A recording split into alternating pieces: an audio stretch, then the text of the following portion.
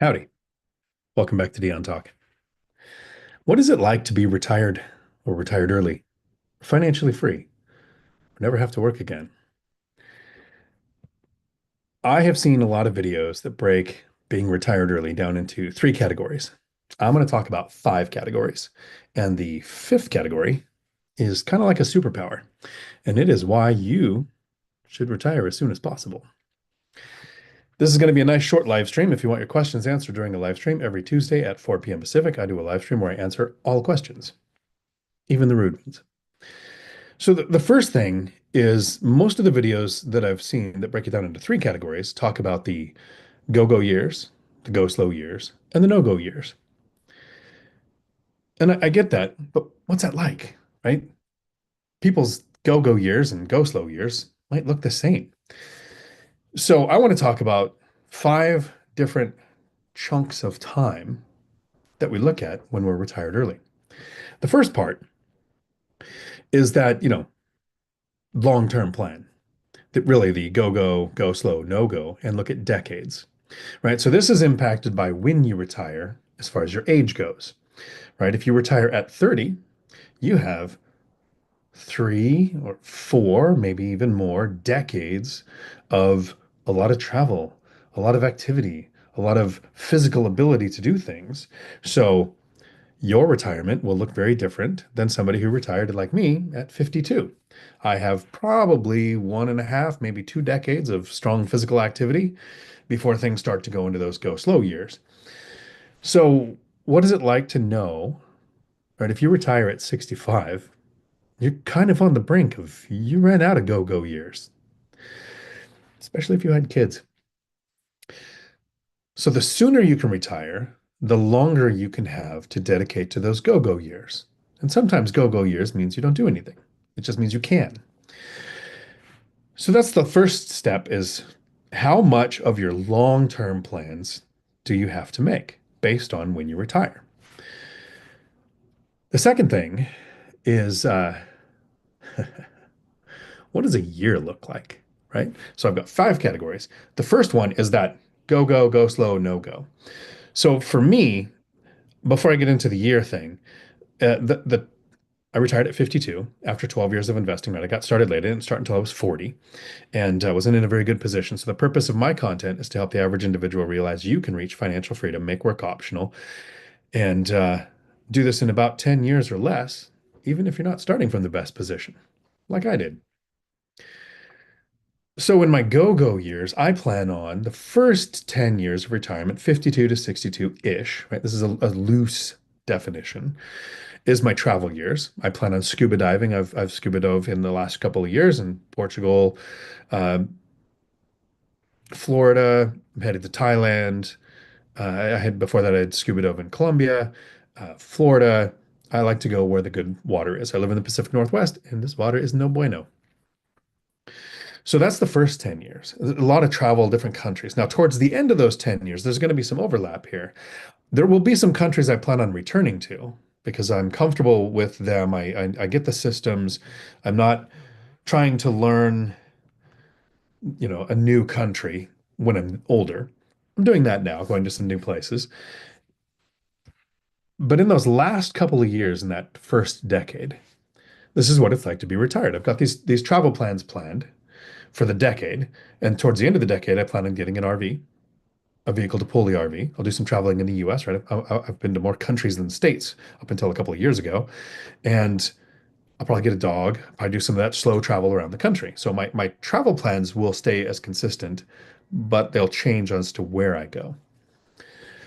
So that's the long-term decade of what it's like to be retired. Now let's break down a year. To me, a year is broken down into seasonality, right? I'm not a cold weather person. I don't snowboard. I don't ski. What else do you do in the cold? I don't like misery. So I scuba dive, I paddleboard. I like the warm weather. I like long hikes. So I'm looking at in the summer, being in the Pacific Northwest where I live, where it's pretty decent. Uh, in the winter, like right now, I'm headed to Thailand before too long. I'll spend some of the winter in Thailand. When I come back for the summer, I'll spend some of the summer in Washington State in the Pacific Northwest, where I invest and where I live.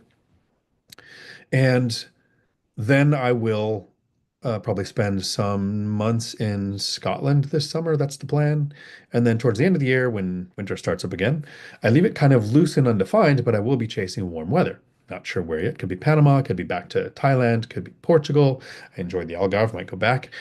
So that's what a year looks like, right? It's broken down into seasons. I don't break it down into a schedule, the summer where I don't have to work, or the weekends or the week. I break it down into the year. This is kind of where I plan on being. Everything else is just going to happen. So we got the decades, we got the year. Now I break it down into the month. Now the month breakdown might be different if you invest differently than I do, right? I invest primarily in rental real estate. And so on a monthly basis, I can manage a portfolio looking at it on a monthly schedule. If you invest in stocks, I recommend you watch somebody like Joe Kuhn, who retired at 54, investing in stocks. And you might have quarterly reviews instead of monthly. You might have an annual financial, fee-based, one-time fee-based financial planner look at your stuff. Totally different, not what I do. So I don't even pretend to know what I'm talking about there. Listen to somebody like Joe. But with real estate, my month is kind of broken down into that first week, right? This is the weirdest thing. It's like that first week of owning real estate is the most busy, and that means about 30 minutes worth of work.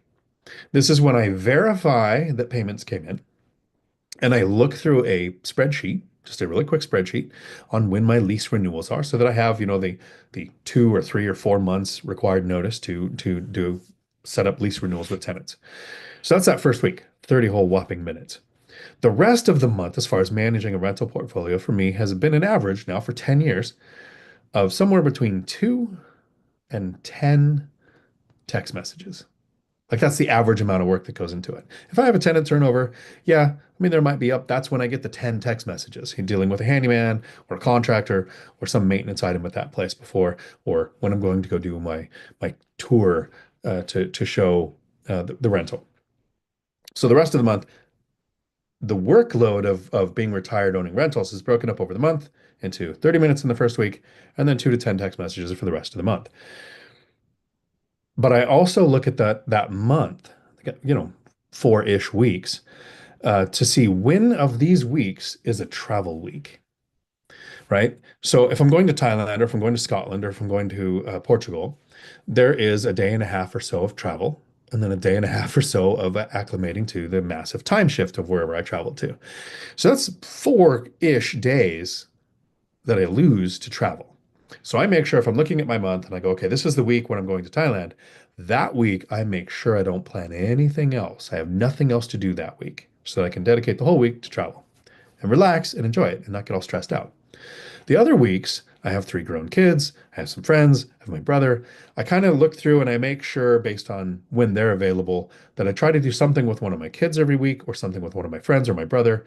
But I look at the weeks through the month and I make sure that I'm not overcomplicating my life, because that's not why I retired, to where I have 2 interactions in any given week. So I will look at the month and go, yep, going to on a hike with my daughter on this Wednesday. So maybe I'll make a video with my brother, but that caps the week for social interaction requirements, because things are going to pop up that I didn't plan, but I've planned out the month. So I've got, if I have a travel week, I clear it. Every other week, I limit to 2 interactions that I look forward to, but I don't want to overwhelm myself with. And so that's the week, the month. If I take the month and I break it down into the week, what does a week look like when you're retired, right? Because I don't have a Monday.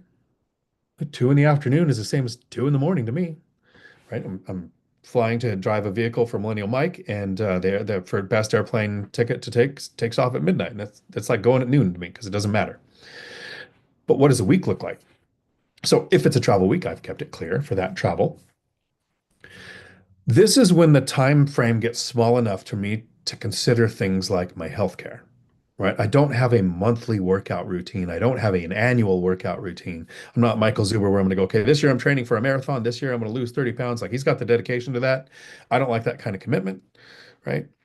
I like, in a week, which days do I plan on working? Now, I generally work out 3 or 4 days a week. So it's, you got some push days, which is, uh, butterfly, push-ups, tricep extensions, pull days, curls, shoulder exercises, and then long walk days, right? And I kind of rotate them through. But I don't lock them down to a specific day because something can come up where it doesn't happen that day. And I want to make sure it happens within the week. So about 50-50. Got to have those days where your body recovers too. But I'll also look at, I've planned on, okay, this is the week I'm going to do something with my friend Adam, or this is the week I'm going to do something with my brother, or this is the week I'm going to do whatever. And I'll look, okay, what is their schedule? Since mine is clear, what days off do they have? Let me communicate with them and see, do they have something planned, or is this the time that it works? So I'll take that monthly. I can do one or two things a week with each person or something that I'm going to do. And then I'll break it down with, okay, who is it going to be and on what day is it going to be? So I'll plan the week out that way. But it's really important here to be as flexible as possible. The weird thing is this is all long-term plans to me. Like if I think, what am I doing next Tuesday? That's as far in the future as 3 years from now. I don't like to think of it any closer than that. The superpower comes in, like so the first thing is you're planning decades. The second thing is you're planning years, right? Seasonality, where are you going to be, what are you going to do? Then you break down months, things that are related to your investing strategy. Then you break it down to week. This is my health, my mental health, my schedule. But the superpower in retiring early and why you need to comes when you break it down to what is it like to be retired? What is a day like when you're retired? And the closest analogy that I can get is the Bill Murray movie Groundhog Day.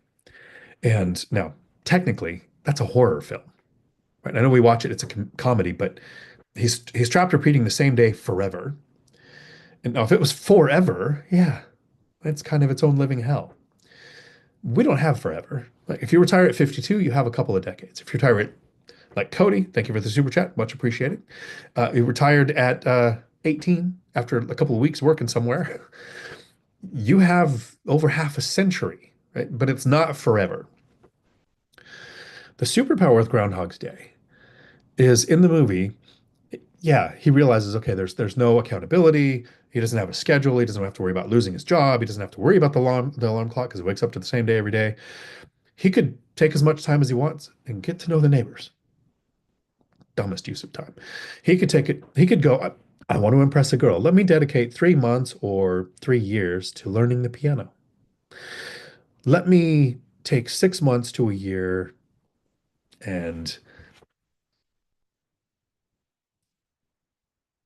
learn to sign. Ik spreek een beetje Nederlands, maar ik spreek het niet zo goed. Take a language, pick a different language. So, okay, this year, this couple of months, I'm gonna learn some Russian and ja говорю по-русски, no я говорю не очень хорошо, and just go, okay, how much time do I feel like putting into this? You can't really do that when you have a work schedule where you're saving for retirement, where you're stressed if you lose your job.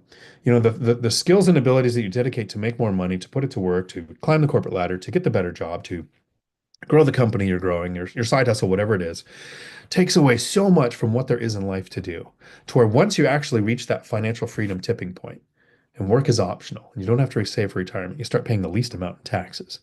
You have all of this time freedom. Instead of 5 hours a day that are yours, when most people are exhausted and can basically stare at a Netflix screen, you have 15 hours a day where you're never tired. 15 hours a day to do anything you want. Yeah, when you're working full time, the idea of learning a language, that's daunting. That's like, I've got 5 hours today and you want me to focus on something when I'm just trying to stay awake versus I wake up, other than knowing that it's a Tuesday when I have to do my live stream where I'm going to answer all the questions. Uh, that's the only real schedule I have. I have all day to sit back and go, I think for the next 6 months, I'm going to take 2 hours a day. I'm going to start with the Pimsleur method. I'll pick a new language. The last one I tried, Cantonese. Uh, don't have the ear for it. Can't do it. So 6 months on the Pimsleur and then watch some YouTube videos on kids' cartoons to learn a language, or maybe pick up paddleboarding last year. Right? I've scuba dove everywhere, but never really paddleboarded. Now I've got paddleboards and learning how to do that. Anything you feel like that comes into your mind, you can go, I'll do this for 6 months or 2 years and figure out, do I enjoy it? We have the decade plans. And it's to me, it was, I'm going to travel. The type of travel is going to shift. And then I'm probably going to relax. Down to the year of where's the best weather, down to the month. Am I putting in the effort to make sure that my financial freedom is secure? Down to the week. Is my mental and physical health being taken care of? Down to the day of how amazing can I make life every day? I will look at all of the chat on Tuesday. I will answer all of the questions, even if I'm traveling, because next week I am traveling. I get on a plane at midnight on Sunday because I'm over the plague finally, I think. And let's see where the Tuesday live stream is done from. Have a week full of amazing. Let me know in the comments down below if you're financially free. Decade, year, month, week, day. What's your retirement like? If you're working towards financial freedom, what's it gonna be like?